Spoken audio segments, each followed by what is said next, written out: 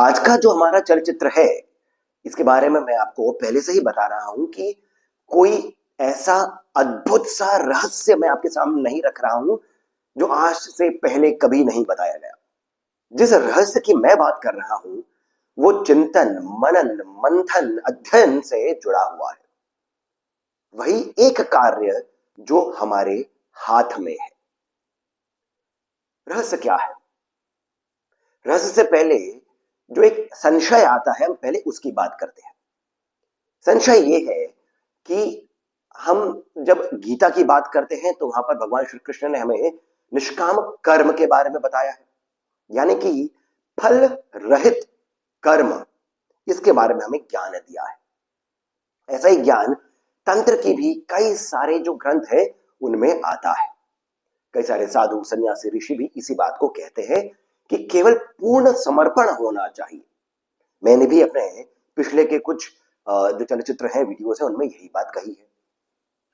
परंतु फिर जब हम ललिता सहस्रनाम को पढ़ते हैं, जब हम इसकी फलश्रुति पढ़ते हैं, तो उसमें आ जाता है कि जो भी इसका पाठ करता है वो सारे रूप से ये आ जाता है कि उसको नाना प्रकार के ऐश्वर्य प्राप्त हो जाते हैं। धन, मान, सम्मान, संपत्ति, पुत्र इत्यादि ये सभी उसको प्राप्त हो जाते हैं।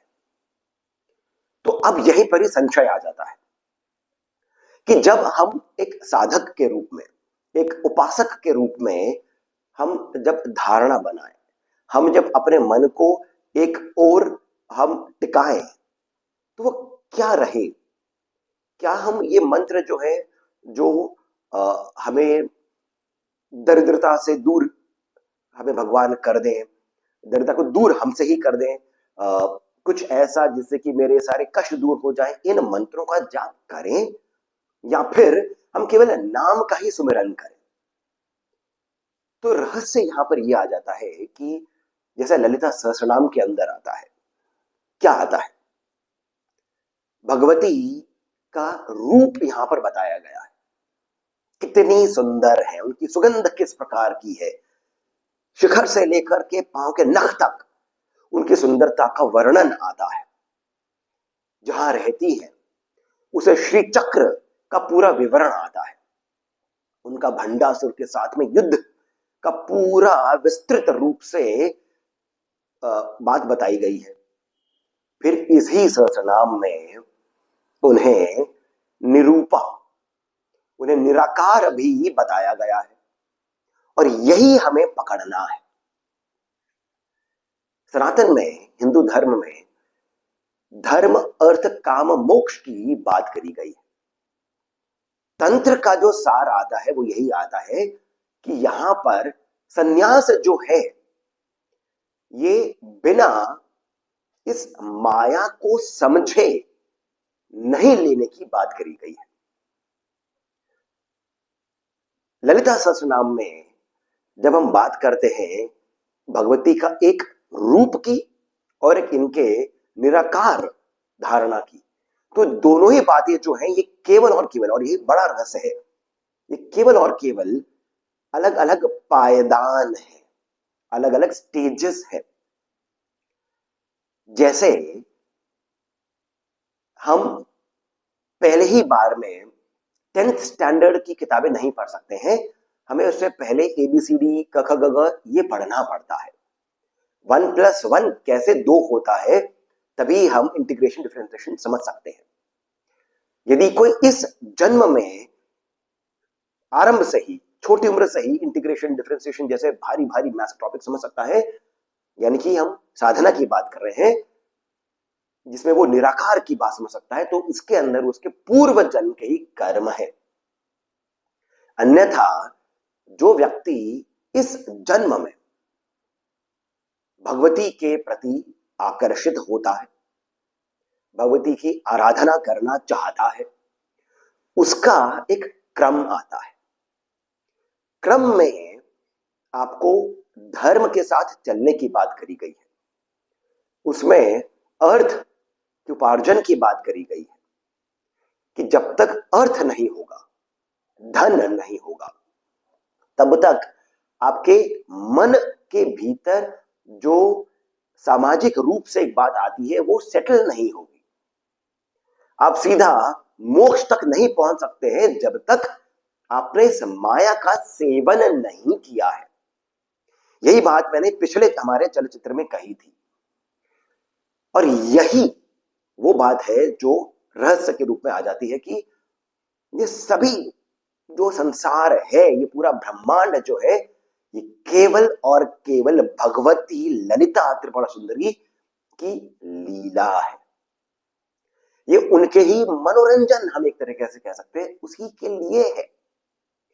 क्योंकि वो परम चेतना है, तो उनका जो ये पूरा एक क्रीड़ा है, इसमें भी चेतना है। इसी कारण हम सोच सकते हैं हमारे भीतर विवेक है, परंतु यही तो वो गेम है, यही तो वो प्ले है। जब हम इस बात को समझ जाते हैं कि आप मंत्र का जाप तो करिए ना, जिससे आपको आपके आर्थिक रूप से उन्नति हो। आप उस मंत्र का जाप कर रही है जिससे आपका मान सम्मान बढ़े, शत्रुओं का दमन हो, आप करिए। परंतु इसे आप केवल लीला स्वरूप समझ करके करिए, इसमें आसक्त नहीं हो जाइए। धर्म अर्थ काम फिर आता है, क्योंकि अर्थ यानी कि धन, इससे मान सम्मान, एक एक पावर, ये सब पर विजय प्राप्त करना आसान है। काम पर विजय प्राप्त करना सबसे कठिन है, और इस पर तो विजय भी प्राप्त नहीं करी जाती है। जिस प्रकार से अर्थ को, मान सम्मान, सुख दुख जो आते हैं, इसको हम एक चक्र की तरह मान लेते हैं, काम जो है इसके साथ में भी हमें साथ में रह करके चलना होता है। यही बात त्रिपुरा रहस्य में भगवान परशुराम को भगवान दत्तात्रेय ने समझाई थी, बताई थी। और यही ललिता सहस्रनाम का भी बड़ा सा रहस्य आ जाता है कि आप जितने भी मंत्र हैं, स्तोत्र हैं, पाठ है, विधि विधान, ये सब है, इन सब से अपने जीवन को इस प्रकार आप बनाइए, सुखमय बनाइए कि आपका ध्यान जो हो वो भगवान के प्रति बिना किसी और हम कह सकते हैं कि बाधा के, बिना किसी और चिंता के रहे। चिंता और चिंतन में यही अर्थ आ जाता है। हम ध्यान करने बैठते हैं और चिंतन करने जा रहे होते हैं, चिंता हो जाती है कि आगे का हमारा जो महीना है वो कैसे निकलेगा। हम चिंतन करने बैठते हैं तो चिंता ये हो जाती है कि मेरा जो एक कलीग है वो प्रेजेंटेशन दे देगा, तो फिर मेरा प्रमोशन कैसे होगा। ऐसे और भी कितनी सारी चिंताएं हमें आ जाती हैं, वो चिंतन नहीं होता है। तो यहीं पर ही बात आती है कि आप उन मंत्रों का, उन स्तोत्रों का, जैसे ललिता सहस्रनाम है, इनका पाठ करिए। इसके अंदर आपके वो जो जितनी भी सांसारिक इच्छाएं हैं उनकी पूर्ति करिए, जिसमें काम भी आता है।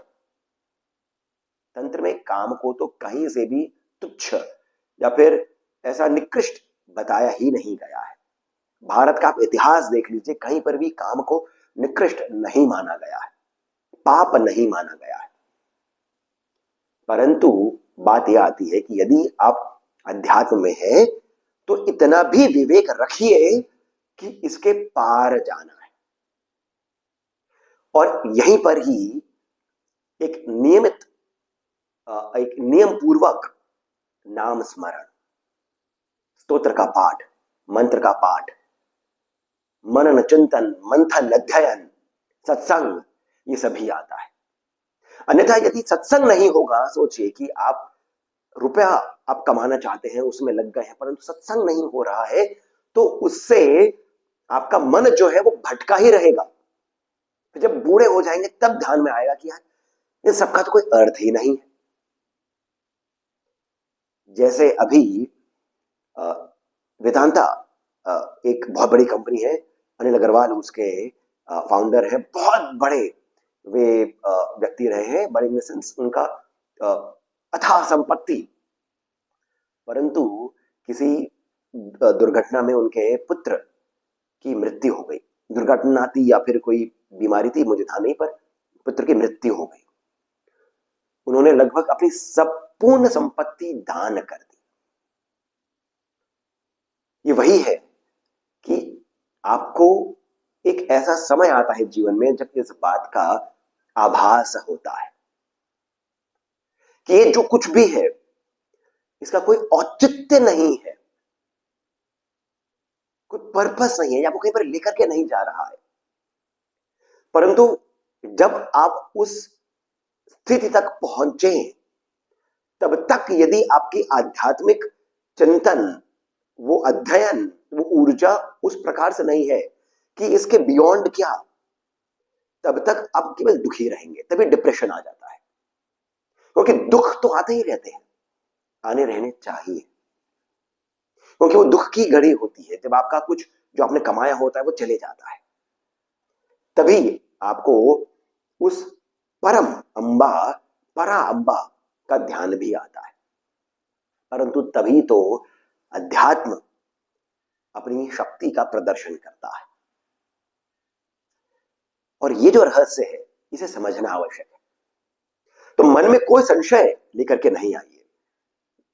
ललिता सहस्रनाम आपको भगवती का एक जो साकार जो एक धारणा है उसका भी आपको वो ध्यान करवाता है। और फिर वहां से आपको, जैसे भंडासुर का युद्ध है, उसके अंदर जो भी पूरा युद्ध है वो हमारे भीतर का युद्ध है, हमारे भीतर का।